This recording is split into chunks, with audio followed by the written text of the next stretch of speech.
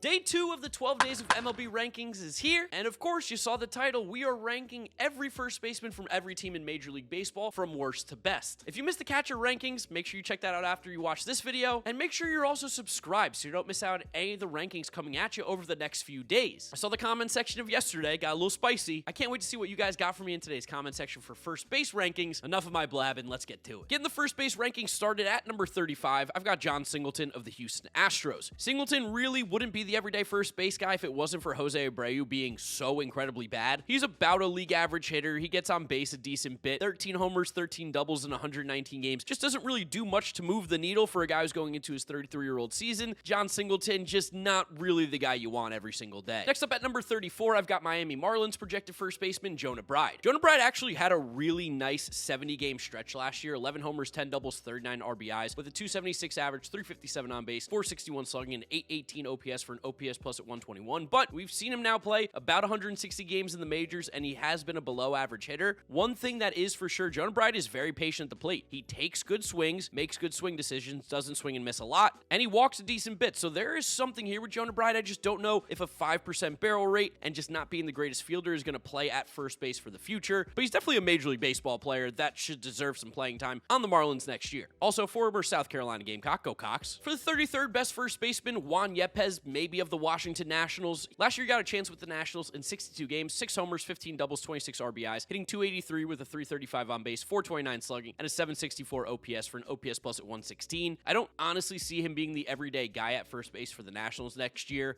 I think they might hit the free agent market. He's only going into his 27-year-old season. He's a former, pretty well-known prospect in the Cardinals organization. I'm interested to see what he could do if he got everyday playing time. Down a few spots here at number 32, I've got Andrew Vaughn of the Chicago White Sox. I just can't keep ranking him anymore. I mean, it's been 4 seasons of basically playing 130 games a year where he refuses to really do anything different than what he's done in the year before. 20 homers, 30 doubles, 70 RBIs, a 101 OPS plus for his career. Last year, he was 99. The year before, he was 102. I'm just waiting for the breakout for Andrew Vaughn, a guy who we know can be a better hitter, but it just is not happening. Hasn't happened anytime soon. This is maybe a harsh ranking, but I'm just kind of exhausted from Andrew Vaughn right now. Just missing on the top 30 at number 31, I've got Tyler Soderstrom of the Oakland A's. Soderstrom has now played in 100 Major League games, and granted, the first 45 were really bad. The last 61 were much better, but still, in those 106, 12 homers, 11 doubles, 33 RBIs, hitting .204 with a 282 on base, 354 slugging, and a 636 OPS for an OPS plus of 82. Last year, again, he was much better, cut down on the K rate a bit, started to walk a little bit more. He hits the ball hard. He just hasn't gotten consistent enough playing time where it's still a little bit tough to decide what kind of player Soderstrom will be going into his 23-year-old season. Getting the top 30 started at number 30, Yankees projected first baseman Ben Rice. One of the few Ivy League boys in Major League Baseball, Ben Rice came up and was really good at the start for the Yankees, but lack of consistent playing time plus an absolutely insane cold streak, Ben Rice lost his starting job when Rizzo came back. He played in 50 games last year, 7 homers, 6 doubles, 23 RBIs, a 171 average with a 264 on base, 613 slugging for an OPS plus at 72. He has great plate discipline. He does hit the ball decently hard. I think there's a good player in there somewhere where you don't give up on a guy like Ben Rice just yet, but you don't feel comfortable if he's your everyday option. Former first-round pick Pavin Smith of the Arizona Diamondbacks coming in at number 29 in today's video. Pavin Smith is a confusing player because at times he can show you what he can be, and it's kind of exciting. He is a decent little hitter. And last year in 60 games with the D-backs, he had an OPS plus at 145, an OPS near 900. Granted, it's because he had a monster game during the season. On September 8th, Smith hit 3 homers in 4 at-bats, and that made his OPS jump nearly 200 points. But he's shown the ability to be very patient at the plate, a walk rate over 10% for his career with a K rate around 20%. I'm not sure if he'll get everyday playing time in Arizona this year. This is kind of the make or break year, I think, for him. But as of right now, he's their everyday guy projected, so we're going to rank him. For the 28th best first baseman in Major League Baseball, I'm going to talk about free agent Anthony Rizzo. Rizzo just kind of got old pretty quickly. He's dealt with some real injuries the last couple years with the Yankees. Hasn't played 100 games since 2022. This year, it was really bad when he came back. 8 homers, 12 doubles, 35 RBIs, a 228 average, 301 on base, 335 slugging, and a 637 OPS for an OPS plus at 81. We were just starting to see the fall off, and at this point, I think it's worth it to be a little more critical of him rather than give him the benefit of the doubt. If he proves me wrong, awesome for Anthony Rizzo, but I'm going to take a lot of the younger, more fresher faces right now than Rizzo on a decline. Next up at number 27, Minnesota Twins first baseman Jose Miranda. This bottom of the list, these are guys that are all kind of borderline starters. It depends where some other free agents go. Miranda did have a hot streak in 2024. He is a pretty good hitter, hit well in the minors. I know he had that streak of consecutive hits last year. He ended up finishing with 9 homers homers, 28 doubles, 4 triples, and 49 RBIs. Hitting .284 with a .322 on base, .441 slugging, and a .763 OPS for an OPS plus at 112. So there's definitely some stuff there. Again, Miranda's more valuable because he is a utility player, can play a bunch of different positions, but as of right now, slotted in as the first baseman in Minnesota. Just missing on the top 25 at number 26, I've got Rockies first baseman Michael Toglia. Toglia is a 3 true outcome guy. He had 25 homers, 14 doubles, 3 triples, and 55 RBIs last year. He stole 10 bases, which is kind of a fun little wrinkle in his game. .218 average, .311 on base, .456 slugging, and a .767 OPS for an OPS plus at 105. He'll be a fun little player. I think in a full season, you're looking at a 30 home run a year guy out in Coors, but the lack of consistency, I mean, it's kind of boom or bust with Michael Toglia, and we've seen that now over the last few years. It's a little dangerous, not as consistent, which is why I have him just outside the top 25.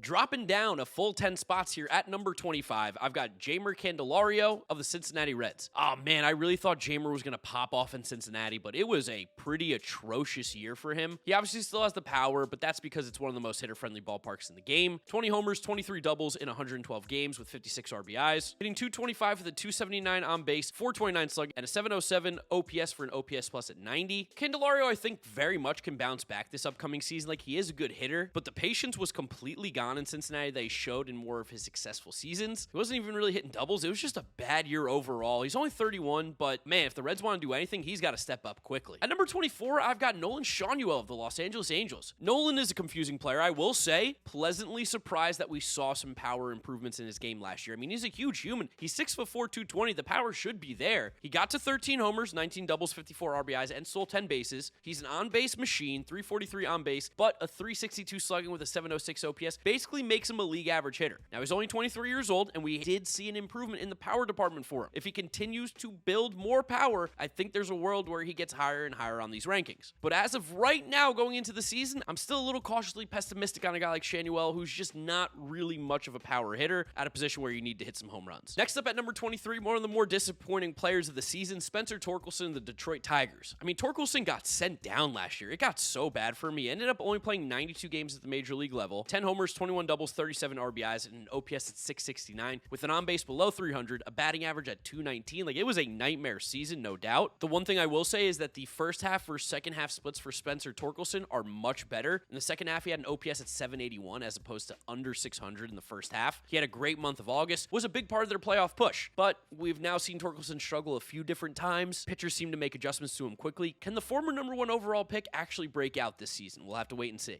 Another big dropper in today's video, at number 22, down 10 spots, Rhys Hoskins of the Milwaukee Brewers. While Hoskins did put up decent power numbers again, 26 home runs, he had only 14 doubles, so 40 extra base hits in 131 games, kind of not what you signed up for. Of course, he is coming back from a major injury, so it makes sense that his numbers went down a little bit, but it was the worst year of his career. 214 average, 303 on base, 419 slugging, and a 722 OPS for an OPS plus at 98, a below league average hitter. Again, I'm giving him a little bit of the benefit of the doubt here, not dropping him too far, but I don't think he's a top 20 first baseman right now. And also, don't like Rhys Hoskins. These are my rankings. Put him at 22. Just missing on the top 20 at number 21, I've got Josh Bell. It was a tale of two seasons last year for Bell. Started the year out in Miami. It was absolutely horrible. 89 OPS plus, OPS below 700. He wasn't good. Then he went to Arizona, and for 41 games, he was amazing filling in for Christian Walker when he was injured. 279 average, 361 on base, 796 OPS for an OPS plus at 121. Josh Bell is confusing because we all know that there's talent there, but man, he just almost never puts it together for a full season. I have him outside the top 20 ahead of some of these guys because I just got a feeling that maybe something clicked in Arizona, but it's kind of crazy how we're still waiting for the Josh Bell breakout and he's going to be turning 32. Getting the top 20 started at number 20, I somehow have Justin Turner here, and I don't feel great about it, but Justin Turner just kind of keeps hitting. He wasn't great in Toronto, but he was great in Seattle in the 48-game stretch where he had an OPS plus at 128. He was getting on base. He doesn't strike out. The power is definitely not the same that it once was. Only 11 homers and 24 doubles, but I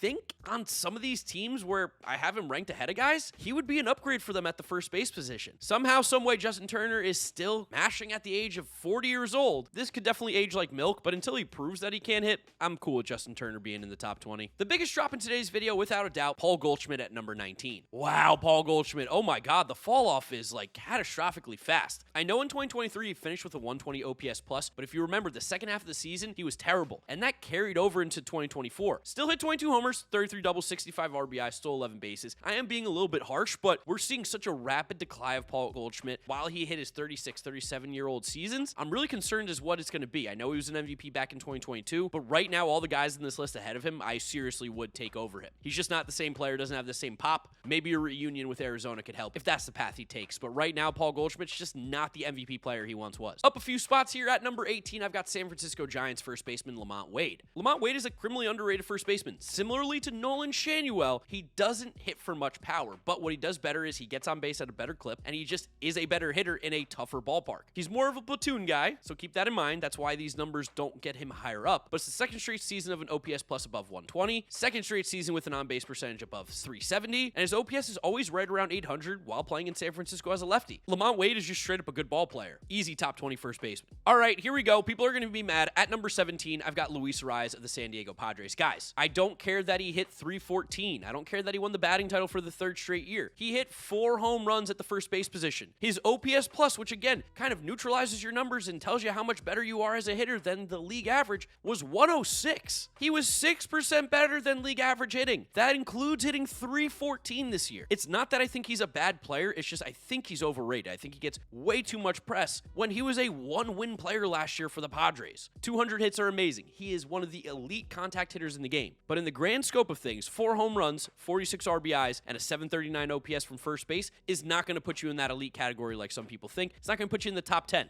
To me, he's middle of the pack, number 17 here. For the 16th best first baseman in Major League Baseball, dropping a few spots, I've got Vinny Pasquantino of the Kansas City Royals. Vinny P, injury bug, bit him again a little bit this year, missed some games due to some injuries, only 131, which is still good considering what we've seen from him. 19 homers, 30 doubles, 97 RBIs, a 262 average, 315 on base, 446 slugging, and a 760 OPS for an OPS plus at 111. He's a very good baseball player. I think we're not going to see that 380 on base for a little bit like we saw back in 2022 when Pasquantino really came onto the scene. But being a better than league average hitter over at first base, he's a pretty good ball player. And I think there is more room for growth for a guy like Vinny P. Over 50 extra base hits last year. That's pretty decent. Getting the top 15 start. At number 15, I've got Ryan Mountcastle of the Baltimore Orioles. And nobody can be more happy the Orioles are moving in the Great Wall of Baltimore than Ryan Mountcastle. Because he actually does kind of mash. He has good exit velos, hits the ball consistently hard. He just had an impossible park to play in. Look back to 2021, 2022. He was a guy who was hitting 20 to 30 home runs a season. Last year it was down to 13, again, because of the Great Wall of Baltimore and only playing 124 games. But he still had 30 doubles, 63 RBIs. Like, a lot of those are going to go over the fence again. 733 OPS for an OPS plus at 113. He's a nice little player who I think could pop off next year with the changes to the park. Crazy to say it, but at number 14, Carlos Santana. I mean, this dude will not die. He is just so awesome, Carlos Santana, as a player. At age 38 last year, he was one of the most valuable first basemen in the league, won a Gold Glove, hit 23 homers with 26 doubles, had an on-base percentage 100 points higher than his batting average, an OPS at 750, an OPS plus at 110. He's just simply a really good first baseman. I think criminally underrated, underappreciated. He does a lot of things that a lot of baseball teams could use on their team if they want to be more successful. Can't wait to see where he ends up this year. He's going to be 39 in April, and he's still just absolutely crushing it. For the 13th best first baseman in today's video, I'm going with Michael Busch of the Chicago Cubs. Michael Busch had a really nice first full season as a Chicago Cub. 152 games, 21 homers, 28 doubles, 65 RBIs, hitting 248 with a 335 on base, 440 slugging, and a 775 OPS for an OPS plus at 118. 21 homers, 28 doubles, 65 RBIs. Like I said, the dude is driving in runs, hitting the ball really well. They have control over him for a long time. I know the Cubs gave up some sick prospects that might come back to haunt them with the Dodgers, but Michael Busch was a really nice grab for this team, a guy who's going to be a part of this franchise for many years to come. Sneaky here, 12th best first baseman in Major League Baseball, Seattle Mariners, Luke Raley. Have you guys seen what Luke Raley's done? I know he hasn't played first base completely, but at the plate, Luke Raley the last 2 years has just kind of mashed. I know he's a big platoon guy, but even still, I mean, he's just crushing the baseball and he's playing more consistently now. Last year, 22 homers, 19 doubles, 58 RBIs with 11 stolen bases, hitting 243 with a 320 on base, 463 slugging for an OPS at 783, OPS plus 129. That's the second straight year of an OPS plus, 25 points higher than the league average. I think he's a criminally underrated player. Like, he hits the ball really hard. He's a great athlete. I think the Mariners might sneaky have a really good player here in Luke Raley. He's just a really good player. He's almost a top 10 first baseman. Dropping out of the top 10 and just missing out by one spot, I've got Nathaniel Lowe of the Texas Rangers. One, the first base position is starting to get loaded now once we get towards the top 10 here. And two, he just didn't have that extra oomph that he had the last couple seasons when he was ranked inside the top 10. Like 16 home runs, career low when he's played a full season, only 16 doubles, 69 RBIs. Like, the counting numbers went down. The OPS plus was better, but not where it once was. He's an on-base machine. He puts the ball in play. He's a very good player. I just don't have him inside the top 10 right now, but he's super close. I mean, 120 OPS plus. That's fantastic for Nathaniel Lowe. He's a really good ball player. Getting the top 10 started at the number 10 spot, I've got Josh Naylor of the Cleveland Guardians. Naylor is sneaky, one of the better hitting first basemen in Major League Baseball. Last year, 152 games, 31 homers, 27 doubles, 108 RBIs. That's awesome. 243 average, 320 on base, 456 slugging for a 776 OPS and OPS plus at 118. I mean, you look at his last 3 years, he's an OPS plus guy above 120 with a lot of pop in that bat, crushes the baseball. You know, he's getting a little bit concerning in the field at times, and Cleveland does play to his strong suits with the way the ball flies out to right field, but I really do like Josh Naylor as a player. I think he's a top 10 guy for sure. In the exact same spot as last year, I've got Tristan Casas, first baseman of the Boston Red Sox, coming in at number 9. Casas dealt with injuries, only played 60 games, but in those 60, he was pretty awesome. 13 homers, 8 doubles, 32 RBIs, a 240 average, 337 on base, 462 slugging, and 800 OPS for an OPS plus of 120. He's a really good ball player. The dude's got tree trunks for legs. He hits the ball hard. He can get on base. He's only 24 years old going into his 25-year-old season. We actually have the same birthday. Shout out Tristan Casas, January 15th. I know there's been some rumors about the Red Sox maybe looking to trade him for pitching, but I think they should keep this guy around. He's a really good player and going to be great for the future.